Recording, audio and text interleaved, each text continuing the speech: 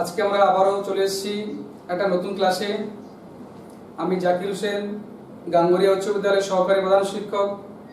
আজকে আমরা নবম শ্রেণীর ভূগোল বিষয়ের মানচিত্র এবং স্কেল সম্পর্কে পাঠ নেব। আমরা সবাই আমাদের শেষের অধ্যায়, সম্ভবত নবম অধ্যায়, তোমরা বইটা খুলে দেখবে। পাশাপাশি তোমরা রুল পেন্সিল ব্যবহার রাখতে পারো, যেহেতু ম্যাপের বিষয় আছে, কোথাও আমরা ম্যাপও আঁকতে পারি। আমরা মানচিত্র ও স্কেল নামটা সম্পর্কে সবাই আমরা জানি। মানচিত্র, আমাদের ভূগোল বইটা খুললেই কোনো না কোনো চিত্র পাওয়া যায়। সেটা একটা ভারতের হতে পারে, কোনো মালভূমির হতে পারে, কোনো বিশ্বের হতে পারে, পশ্চিমবঙ্গের হতে পারে, বিভিন্ন রকমের। ভূগোল বই মানে আমাদের মানচিত্র আছে। তার সাথে সাথে আমরা স্কেলও জানি, স্কেল আমরা ব্যবহার করি বিভিন্ন সময়। তো বিষয়টা কি, আমাদের খুব সিম্পলি আমরা যদি বলি, আমাদের প্রত্যেকের বাড়িতে কিন্তু কোনো ক্যালেন্ডারের মধ্যে বা এরকম একটা কোনো মানচিত্র টাঙানো আছে। বাড়ির বড়রা সেটা হয়তো তোমার জন্য নিয়ে এসেছিল। এবার আমরা সেটাকে দেখি তো কোথায় আছে আমাদের পশ্চিমবঙ্গটা সারা বিশ্বের মধ্যে এইখানে ইত্যাদি। তাহলে আমরা মোটামুটি মানচিত্র জিনিসটা কি একটু জানি, মানে একটা ছবি। আমরা পরবর্তীতে আসি স্কেল। তাহলে আমাদের আগে ধারণা লাভ করতে হবে মানচিত্র বিষয়টা কি। আমি যদি তোমাদের একটা সিম্পল, আমাদের পড়াটা এখন শুরু হয়নি ফুললি, আমরা যদি বলি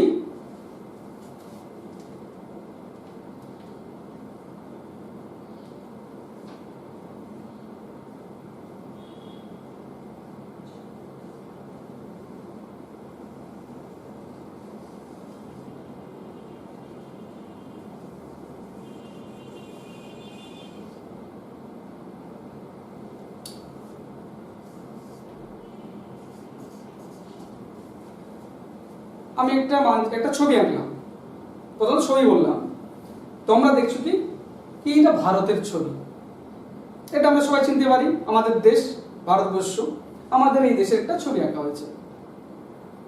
আমি বললাম এইরকম একটা, আমি চার কোণা কোনো একটা বললাম, এই একটা হচ্ছে আমাদের বুনিয়াদপুর পৌরসভার ছবি। এই মানচিত্রটা হচ্ছে বুনিয়াদপুর পৌরসভা ধরে নিলাম।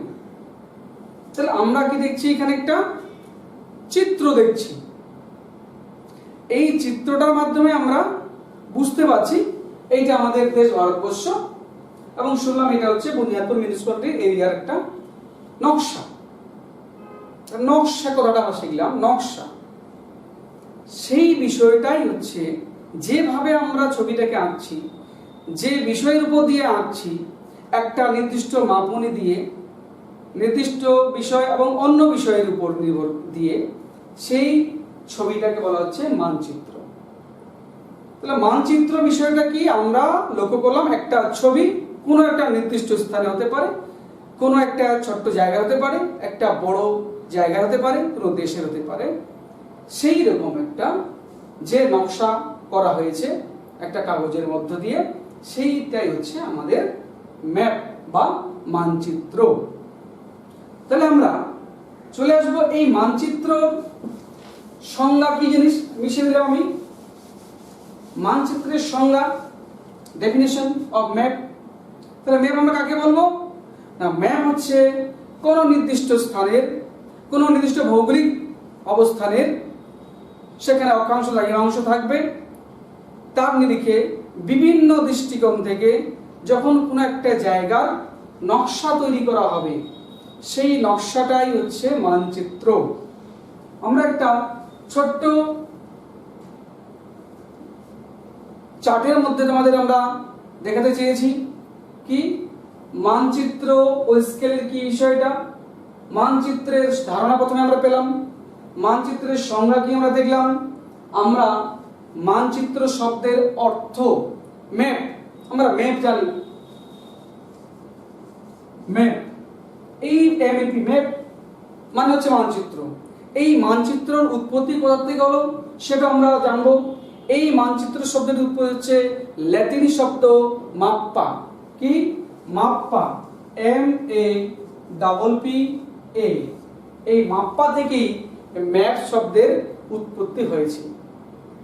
তাহলে ম্যাপের অর্থ হচ্ছে মানচিত্র। এই এমএপি ম্যাপ শব্দটি ইংরেজি, মাপ্পা শব্দটি হচ্ছে লাতিন শব্দ। এই মাপ্পা থেকেই ম্যাপের উৎপত্তি হয়েছে। আমরা নেক্সট চলে আসছি শ্রেণী বিভাগ। আমরা এরকম বই খুললে ভূগোলের অনেক ধরনের ম্যাপই দেখতে পাবো। আমাদের যে সিলেবাসে আছে ভারত, কোথাও আছে পশ্চিমবঙ্গ, কোথাও আছে এশিয়া ইত্যাদি, আমরা বিভিন্ন ধরনের কিন্তু ম্যাপ দেখতে পাবো। সেই ম্যাপগুলোর কি ক্লাসিফিকেশন, আমরা তাহলে শ্রেণী বিভাগ চলে আসি। ম্যাপের শ্রেণী বিভাগ, মানচিত্রের শ্রেণী বিভাগ খুব ইম্পর্টেন্ট বিষয়। বিভিন্ন, তাহলে আমরা কিন্তু এক ধরনের মানচিত্র দেখি না। আমি যে ভারতের ছবিটা আঁকলাম সেটা কিন্তু একটা সিম্পল ছবি, সেখানে কোনো কিছু দেখানো হয়নি। তাহলে ভারতের একটা ছবি, সেখানে নির্দিষ্ট কোনো একটা বিষয় আমি যদি দেখাতাম, এইখানে নদী, আমি যদি বলতাম এটা হচ্ছে ভারতের কৃষি, এটা হচ্ছে ভারতের লৌহ আকরিক পাওয়ার জায়গা, তাহলে এক একটা এক এক ধরনের।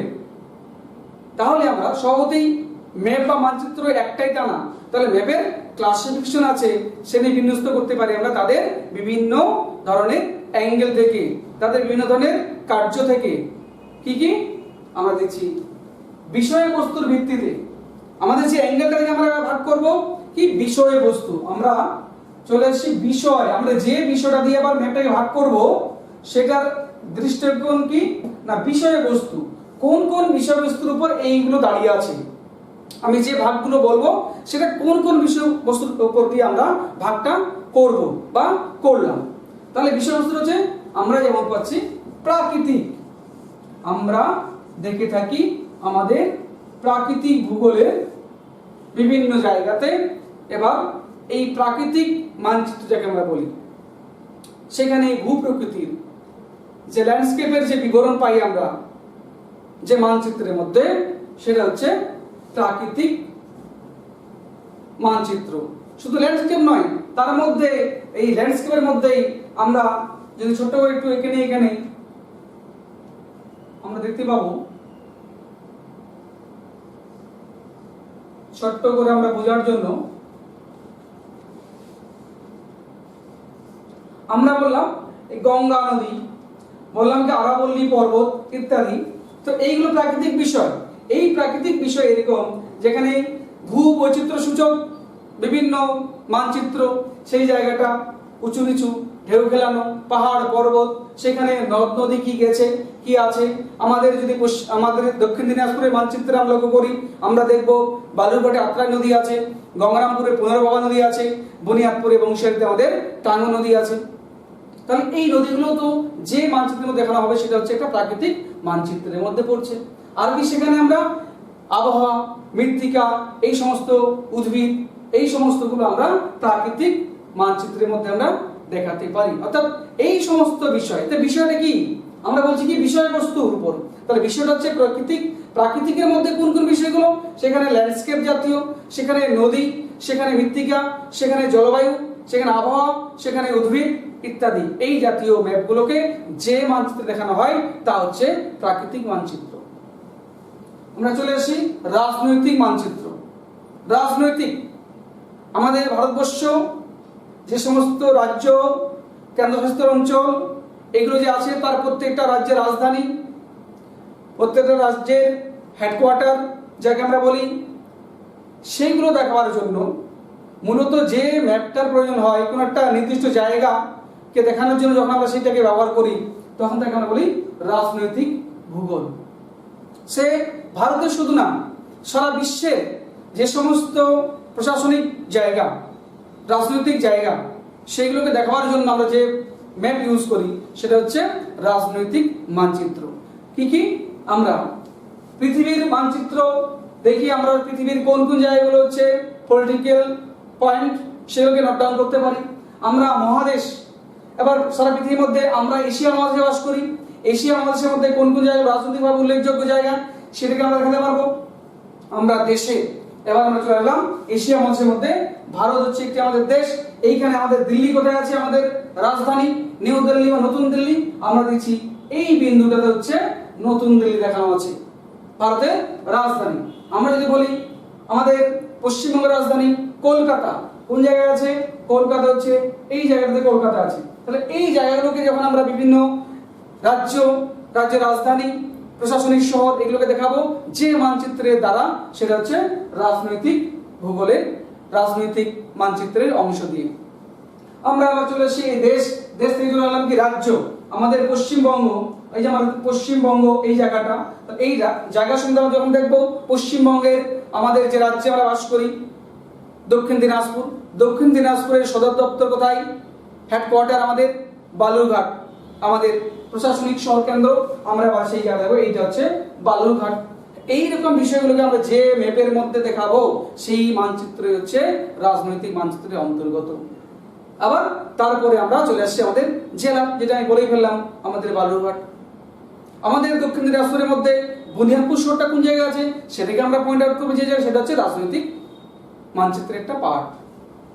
তাহলে বোঝা গেল আমরা প্রাকৃতিক মানচিত্র কাকে বললাম, আমরা রাজনৈতিক মানচিত্র কাকে বললাম, এবং আমরা কি কিভাবে সেগুলোকে দেখাতে পারি কোন কোন বিষয়গুলো। আমরা থার্ড আসছি থিমেটিক ম্যাপ বা বিষয় ভিত্তিক। এই প্রাকৃতিকের গেল, 2 হচ্ছে রাজনৈতিক, 3 হচ্ছে বিষয় ভিত্তিক বা থিমেটিক, বিষয় ভিত্তিক বা থিমেটিক।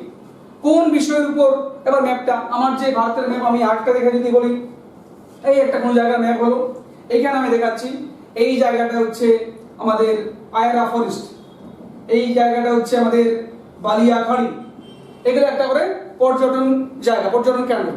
তো আমরা কি না যে ম্যাপের মধ্যে জায়গা নির্দিষ্ট করছি, আমরা বিষয় নির্দিষ্ট করছি কি এটা পর্যটন কেন্দ্র, এটা হচ্ছে জলসেচ, এইখানে হচ্ছে তোমার হচ্ছে কূপের দ্বারা জলসেচ করা হয়, এখানে নলকূপের দ্বারা করা হয়, এখানে জলাশয়ের দ্বারা করা হয়।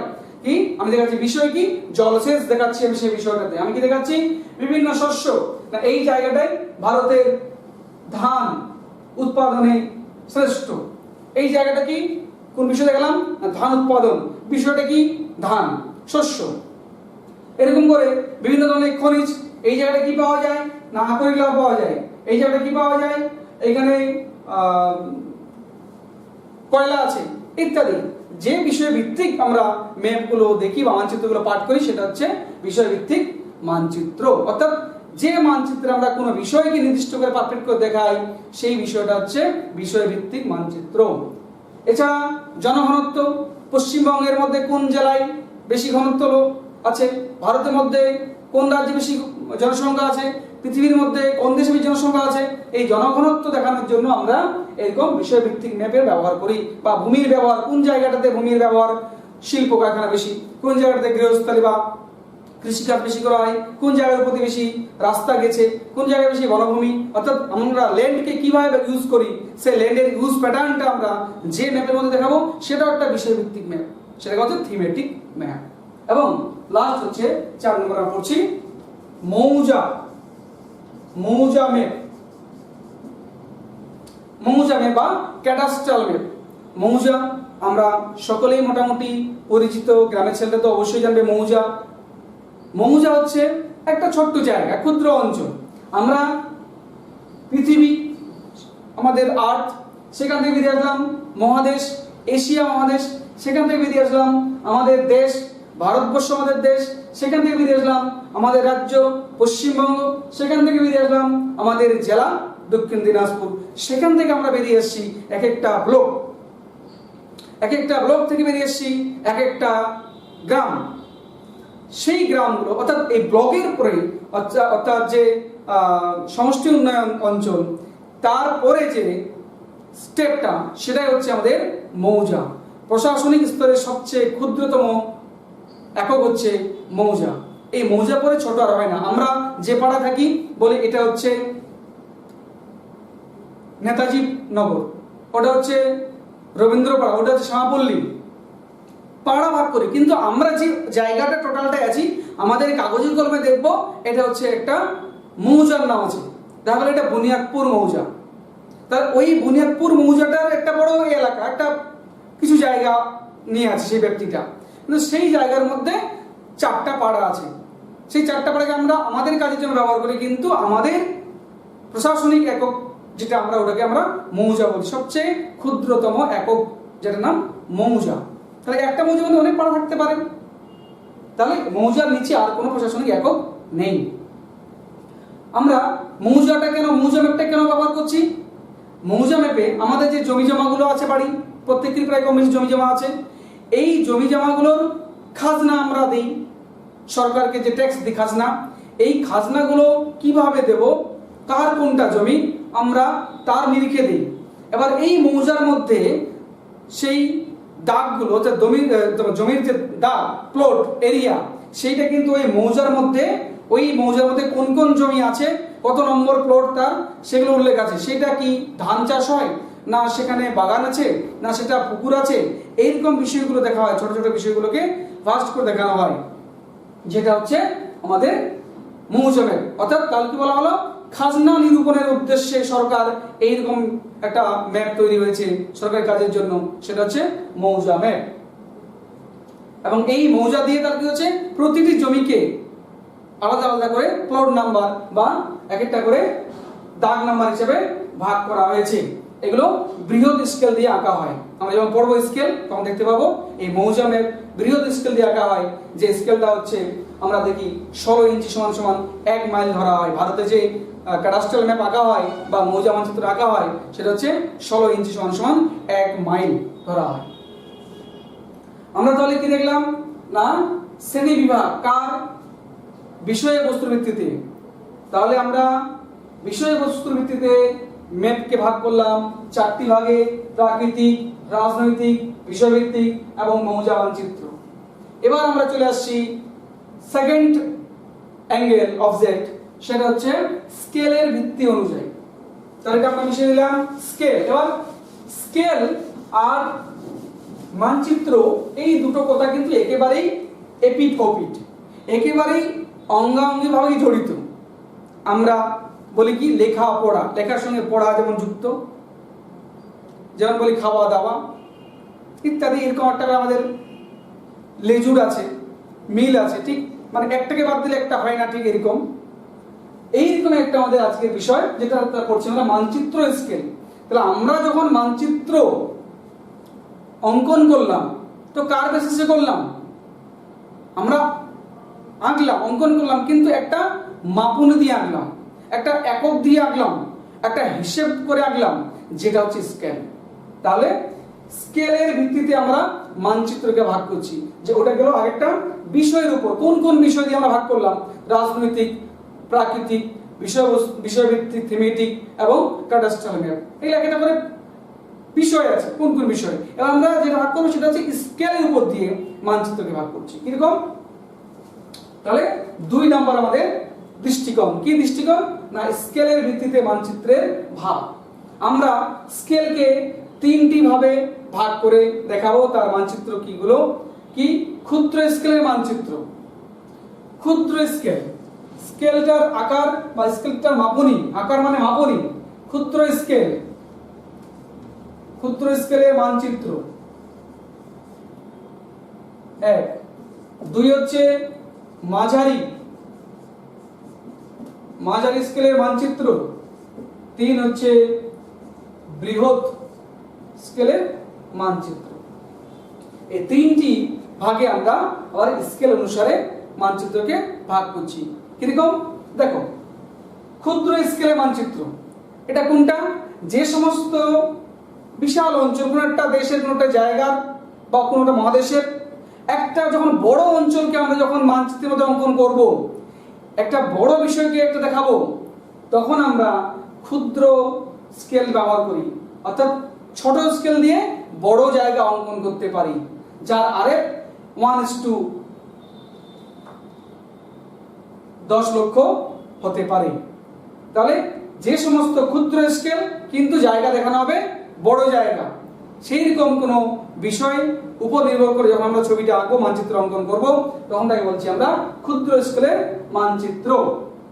এই সমস্ত ক্ষুদ্র স্কেল দিয়ে বৃহৎ জায়গা দেখানো হয়, বড় দেশ মহাদেশ দেখানো হয়, সারা বিশ্বকে দেখানো হয়। এইরকম মানচিত্র হচ্ছে অ্যাটলাস বা আমাদের গ্লোব।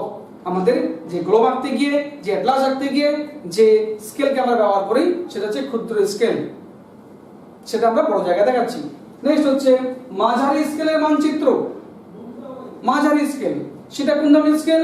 তাহলে মাঝারি স্কেলটা হচ্ছে এর জায়গাটা একটু বড়, যেমন এটা ছিল জায়গাটা বিশাল বড়, এটা হচ্ছে একটু তার থেকে একটু ছোট কিন্তু বড়, এর স্কেলটা একটু বড়। কিরকম না, ভূপৃষ্ঠে অনেকটা অঞ্চলের বিশদ বিবরণ পাওয়া যায়, অল্প একটু জায়গা, একটু পৃথিবীর থেকে কম, অন্য দেশের থেকেও একটু কিছু কম, কিন্তু বিশদ বিবরণ তার অনেকগুলো বিষয় নিয়ে সেটা আমরা দেখাতে পারি। অর্থাৎ কি বলছে, ভূপৃষ্ঠের অনেকটা অঞ্চলের বিশদ বিবরণ আমরা যেই মানচিত্রের মধ্যে অঙ্কন করতে পারি তাকে বলা হচ্ছে মাঝারি স্কেলের মানচিত্র।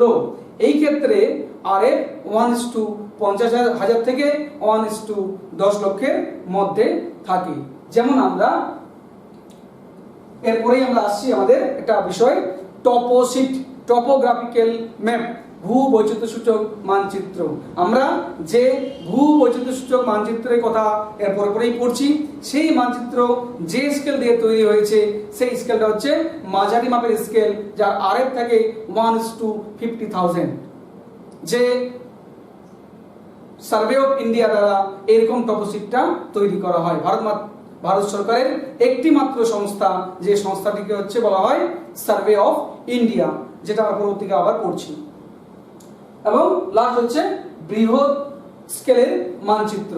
এখানে কি ক্ষুদ্র অঞ্চলকে বড় আকারের, ক্ষুদ্র অঞ্চলকে বড় ম্যাপে বিশদ বিবরণ দিয়ে আমরা যখন আলোচনা করি, যাকে বলা হচ্ছে বৃহৎ স্কেল মানচিত্র। যেটা আমরা একটু আগে আলোচনা করছিলাম, মৌজা। মৌজা কিন্তু একটা ছোট জায়গা, তার আমরা বৃহৎ করে ব্যাখ্যা করছি। একটা মৌজার মধ্যে ছোট একটা জায়গা, তার মধ্যে যত ধরনের জমি জমা আছে, পুকুর, খাল, বিল, নদী ইত্যাদি, এগুলোকে আমরা পার্টলি করে যেমন দেখাচ্ছি, এইরকম ছবিটা, এইরকম মানচিত্রটা, সেই রকম মানচিত্র আঁকতে গিয়ে আমাদের বৃহৎ স্কেলে ব্যবহার হচ্ছে, জায়গা ছোট, বিশদ বিবরণ। ক্লিয়ার হলো? তাহলে আমরা স্কেলের ভিত্তিতে মানচিত্রকে ভাগ করলাম কয়টি ভাগে? 3টি ভাগে, ক্ষুদ্র, মাঝারি এবং বৃহৎ স্কেল। এগুলো প্রত্যেকটার আবার আমরা কি দেখলাম? উদাহরণ দেখলাম। বৃহৎ স্কেল থেকে আমাদের অঙ্কন করা হচ্ছে ক্যাডাস্ট্রাল ম্যাপ বা মৌজা মানচিত্র, মাঝারি স্কেল দিয়ে আমাদের অঙ্কন করা হচ্ছে টপোশিট, এবং আমাদের ক্ষুদ্র স্কেল দিয়ে আঁকা হচ্ছে অ্যাটলাস এবং গ্লোব, এই জাতীয় মানচিত্রগুলো। নেক্সট আমরা মানচিত্রের ব্যবহার ও গুরুত্ব, তাহলে আমরা কি দেখবো? মানচিত্র আমরা কোথায় কোথায় ব্যবহার করতে পারি? বিভিন্ন কাজে। সারা দেশকে চালানোর জন্য আমাদের মানচিত্রের প্রয়োজন। দেশের অর্থনীতি, দেশের শিক্ষা ব্যবস্থা, দেশের বিভিন্ন ধরনের সম্পদ আহরণ, সম্পদের সঞ্চয়, বিভিন্ন ধরনের পরিবহন, কমিউনিকেশন, সেটেলমেন্ট, মিনারেল ইত্যাদি বিভিন্ন ধরনেরই বিষয়বস্তুগুলোকে জানবার জন্য, এবং বিভিন্ন ধরনের প্রশাসনিক কর্তা যারা আছেন তারা বিভিন্নভাবে ইনস্ট্রাকশন দেওয়ার জন্য আমাদের ম্যাপের প্রয়োজন হয়। যারা সেনাবাহিনীতে কাজ করে তারা এই ধরনের ম্যাপ দেখে তারা এগিয়ে যায় তাদের গন্তব্যস্থলে। এরকম বিভিন্নভাবে আমরা ম্যাপকে দিয়ে আমরা বিভিন্ন ধরনের কার্য সম্পাদন করে থাকি। ফলে এর গুরুত্ব অপরিসীম এবং অনস্বীকার্য। ম্যাপ আমাদের জানতেই হবে, ম্যাপের আলোচনা দেখতে হবে, কোন জায়গাটায় কি আছে, কোথায় গেলে আমি কি পাবো, এই সমস্ত বিষয়গুলো আমাদের অবশ্যই জানতে হবে। নেক্সট আমরা কি আসছি এবার? Topographical map. আমাদের তারপরে পরে আছে টপোগ্রাফিক্যাল ম্যাপ, টপোশিট। তাহলে আমি এটা মিশিয়ে দিলাম। এবার আমরা চলে আসি কি টপোশিট।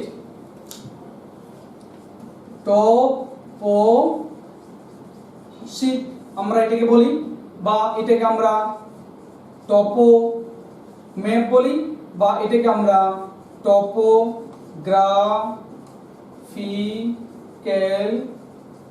ম্যাপ বলি।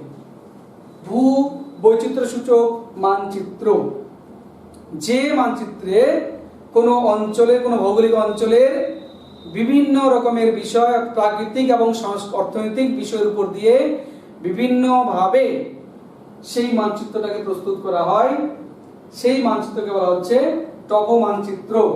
তাহলে এই টপোগ্রাফিক্যাল ম্যাপ বা টপোসিট, এই গ্রিক শব্দ টপো মানে স্থান এবং গ্রাফোস মানে বর্ণনা করা, অর্থাৎ কোন স্থানের বিশদ বর্ণনা করাই হচ্ছে এই টপোগ্রাফিক্যাল মানচিত্রের প্রধান বৈশিষ্ট্য। তাহলে গ্রিক শব্দ টপো অ্যান্ড গ্রাফোস থেকেই টপোগ্রাফি কথাটি এসেছে, যার কথা হচ্ছে, তার অর্থ হচ্ছে স্থানের বিবরণ দেওয়া। আমরা গুরুত্ব, টপো মানচিত্রের গুরুত্ব কি? সবচেয়ে যেটা একটু আগে বলছিলাম কি, সৈনিকরা বিভিন্ন বর্ডারে যারা থাকেন, যে সমস্ত জওয়ানরা বিভিন্ন সামরিক বাহিনীতে, এই টপো মানচিত্র আমরা দেখতে পাচ্ছি। আমি তোমার দেখাচ্ছি একটা টপো মানচিত্র, এই যে হাতের সামনে আছে, এইটা হচ্ছে একটা টপো মানচিত্র। এই মানচিত্রের মধ্যে বিভিন্ন ধরনের রং, বিভিন্ন ধরনের সিম্বল ব্যবহার করে সেগুলোকে বোঝানো হয়েছে, এবং এইখানে আমাদের বিভিন্ন ধরনের কোন একটা অঞ্চলের বিশদ বিবরণ আছে। এর মধ্যে বাড়ি, কমিউনিকেশন, এর মধ্যে 5টা বিষয় আমরা দেখাই, আমরা পরে আসছি এই বিষয়টাতে। তো এইটা হচ্ছে টপো মানচিত্র বা টপোসিট। এটার আরএফ সর্বদাই আমাদের ভারতবর্ষের জন্য ভারতবর্ষ সরকার যেটা তৈরি করে সার্ভে অফ ইন্ডিয়া দ্বারা, যেটা আরএফ হচ্ছে 1:50,000, মনে রাখবে 1:50,000। তাহলে এর গুরুত্ব অনস্বীকার্য, গুরুত্ব আছে অবশ্যই। এই টপোসিটের মধ্যে কি কি থাকে? এই টপোসিটের মধ্যে বললাম তাহলে 5 ধরনের আমরা আইটেম দেখাতে পারি, আমরা পরে আসছি, যেটা আমরা বৈশিষ্ট্য আকারে পড়ছি। বৈশিষ্ট্য কি যদি বলি, টপোসিট বা ভূমানচিত্রের বৈশিষ্ট্য কি? বৈশিষ্ট্য হচ্ছে সুনির্দিষ্ট স্কেল আছে। এর একটা আমি যদি মনে করি আমার মতো করে আমি একটা ছবি আঁকলাম, আমি আঁকতেই পারি, কিন্তু এই টপোসিটটা কিন্তু আমি আমার মতো করে আঁকতে পারি না। এর জন্য নির্দিষ্ট একটা কি আছে, স্কেল আছে। সেই শুধুমাত্র স্কেল দিয়েই এই টপোসিটটা অঙ্কন করা যায়। সেই স্কেলটা কি? একটা এরকম ভারতের মানচিত্র,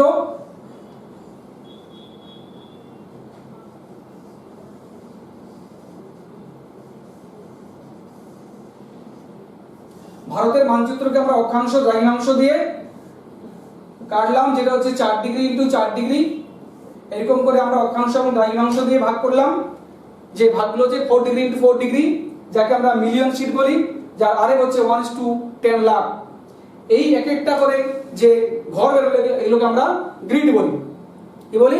গ্রিড বলি। এই গ্রিডগুলো বিভিন্ন ধরনের নাম্বারিং করা হয়েছে। আমাদের মোট গ্রিডের সংখ্যা আছে 135টি, তার মধ্যে সার্ভে অফ ইন্ডিয়া 106টির ব্যাখ্যা এখন পর্যন্ত করেছে। তার মধ্যে আমাদের ভারতবর্ষের যে গ্রিডগুলো ব্যাখ্যা আছে সেটা হচ্ছে 40 থেকে 92 নম্বর গ্রিড। যেমন এইখানে স্টার্ট হয়েছে, যদি এইটা প্রথম স্টার্ট হয় তো এটা 40, 41, 42 করতে করতে আমাদের যেখানে আন্দামান নিকোবর দ্বীপপুঞ্জ, এখানে লাস্টে যেখানে আমরা পাবো একটা জায়গায় 92 নাম্বার। তাহলে কত? আমাদের ভারতের গ্রিডের সংখ্যা 40 থেকে 92 যে সংখ্যা, সেই সংখ্যাটা দিয়ে আমাদের যে টপোসিটগুলো তৈরি হয়েছে। আমরা দেখতে পাচ্ছি এখানে লেখা আছে 73, তার মানে কি এই 40 থেকে 92 এর মধ্যে একটা সংখ্যা পড়ছে 73, তারপরে j/11 একটা আর একটা তার পার্ট, অর্থাৎ সেটাকে কি করব, যে স্কেল বললাম নির্দিষ্ট স্কেল। তাহলে এইটা আঁকানো হলো প্রথমত হচ্ছে 4 ডিগ্রি ইনটু 4 ডিগ্রি মাপের স্কেল দিয়ে, যেটা স্কেল হচ্ছে 1:10 লাখ। তারপরে আমরা যে কোনো একটা গ্রিডকে আবার নিয়ে নিলাম, একটা গ্রিডকে আবার যখন আমরা এরকম 16টা ভাগে ভাগ করব, সেই 16টা ভাগকে যখন ভাগ করলাম a থেকে p পর্যন্ত, এই a থেকে p যদি আমরা 73 ধরলাম এটা নাম্বার, তাহলে কি হলো 73 a হলো। a থেকে p, এই থেকে আমরা বলছি, আমরা যেটা করছি সেটা হচ্ছে 50 মিনিট সিট আমরা ব্যবহার করছি। এই যে সিটটা আছে এটাকে বলা হচ্ছে 50 মিনিট সিট। এরকম 30 মিনিট ইনটু 30 মিনিট, যাকে হাফ ইঞ্চি সিট বলা হয়। এবং নতুন করে আবার একটা ওপেন সিরিজ এখন বর্তমান আমাদের সিলেবাসে এসেছে, ওপেন সিরিজ। এই হচ্ছে আমাদের টপোসিট।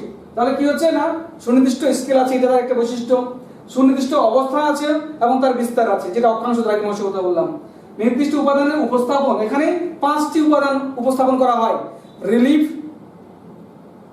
Transport and communication, drainage pattern, natural vegetation and settlement. এই 5টা বিষয় এর মধ্যে আমরা দেখাতে পারি, যেটাকে আমরা বলছি নির্দিষ্ট উপাদানের উপস্থাপন। এই 5টি মাত্র উপাদান এই টপোসিটের মধ্যে আমরা উপস্থাপন করতে পারি। আর কি, নির্দিষ্ট রঙের ব্যবহার, নির্দিষ্ট রং সেখানে আমরা ব্যবহার করেছি। এই টপোসিটের মধ্যে দেখতে পাচ্ছ বিভিন্ন ধরনের রং, যেখানে সবুজ ধরনের আছে সেটা গাছ, যেটা একটু আকাশী সেটা জল দেখানো হয়েছে, লাল আছে সেটা বাড়ি দেখানো হয়েছে, যেটা চারকোনা লাল সেটা বাড়ি, যেটা চারকোনা একটু লম্বা লাল দাগ সেটা হচ্ছে রাস্তা দেখানো হচ্ছে ইত্যাদি। এই হচ্ছে আমাদের এর বৈশিষ্ট্য। আর হচ্ছে লাস্ট জায়গায় চলে এসেছি আমরা স্কেল। স্কেল আমরা যে মানচিত্রগুলো আঁকলাম সেগুলো একটা স্কেল দিয়ে গেছি, যে স্কেলটা হচ্ছে একটা মাপনি, একটা মাপ। কোন একটা স্কেল তাহলে স্কেল কাকে বলে, আমরা শেষের দিকে চলে এসেছি সময় কম হাতে। আমরা স্কেল তাহলে কাকে বলছি, স্কেল হচ্ছে দুটো জায়গার মধ্যে দুটো জায়গার দূরত্বের যে একটা অনুপাত। আমরা বাস্তবে যে জায়গাটা প্রকৃতপক্ষে যে দূরত্ব সেটাকে যখন আমরা আনুপাতিক হারে প্রকাশ করছি তখন তাকে বলা হচ্ছে স্কেল। যদি আমরা বলি এখান থেকে বুনিয়াদপুর থেকে দৌলতপুরের দূরত্ব 10 কিলোমিটার, আমরা তাহলে আমাদের খাতাটাকে কি করতে হবে, আঁকতে গেলে 10 কিলোমিটার আমরা খাতা পাবো না, আমাদের খাতায় আঁকতে হবে এ4 সাইজের খাতায়। আমরা কি করব, একটা রেশিও ধরবো, অনুপাত ধরবো। কি ধরবো, যদি ধরি আমি 1 সেন্টিমিটার সমান 1 কিমি, তাহলে আমার এখান থেকে দৌলতপুরের ছবি আঁকতে 10 সেন্টিমিটার জায়গা লাগবে। তাহলে আমি যে 10 সেন্টিমিটার যে মধ্যে জায়গাটা আঁকলাম সেটা হচ্ছে আমাদের মানচিত্রের একটা রেশিও। এইভাবে আমরা স্কেলকে দেখাতে পাচ্ছি। স্কেলের ভাগ, স্কেল 3 প্রকার। স্কেল হচ্ছে বিবৃতিমূলক স্কেল, ভগ্নাংশ সূচক স্কেল এবং লৈখিক স্কেল। এই লৈখিক স্কেলকে আবার ভাগ করা হয়েছে 4টি ভাগে। লৈখিক স্কেল, লৈখিককে ভাগ করা হয়েছে 4টি ভাগে। রৈখিক লিনিয়ার স্কেল, তুলনামূলক স্কেল যাকে কম্পারেটিভ স্কেল বলা হয়, ভার্নিয়ার স্কেল এবং ডায়াগোনাল স্কেল। এই ভাগগুলো আছে। পরবর্তীকালে আমরা যখন উঁচু ক্লাসে পড়বো তখন আমাদের লিনিয়ার স্কেল নামে যে স্কেলটা পাবো সেটা আমাদের এঁকে দেখাতে হবে। কি করে, লিনিয়ার মানে হচ্ছে এঁকে দেখা। আমরা যে স্কেলটা ব্যবহার করি ক্লাসে বা পড়ি, সেন্টিমিটার ইঞ্চি যেখানে দেওয়া আছে সেই স্কেলটা হচ্ছে লিনিয়ার স্কেল। সেই স্কেলের মধ্যে আমরা সবটাই পাই। সেই স্কেলটা আমাদের ক্লাস 11 একাদশ শ্রেণীতে আমরা পাবো স্কেল আঁকতে কি করে হয়। এবং স্কেলের ব্যবহার দেখতে পাচ্ছ, স্কেল না হলে আমরা প্ল্যান করে বাড়ির ছক আঁকতে পারতাম না।